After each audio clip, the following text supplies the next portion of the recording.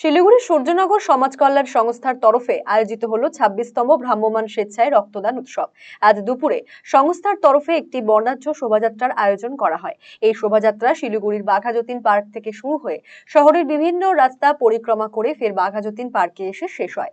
উপস্থিত ছিলেন শিলিগুড়ি পৌর নিগমের মেয়র গৌতম দেব, ডেপুটি মেয়র রঞ্জন সরকার, শিলিগুড়ি সূর্যনগর সমাজ কল্যাণ সংস্থার সদস্যরা সহ শহরের বিভিন্ন স্বেচ্ছাসেবী সংগঠনের সদস্য ও নার্সিং পড়ুয়ারা। শিলিগুড়ির মেয়র গৌতম দেব জানান, সূর্যনগর সমাজ কল্যাণ সংস্থা 26 বছর ধরে কাজ করে আসছে। এর ফলে অনেক মানুষ উৎসাহিত হবেন বলে আশাবাদী মেয়র।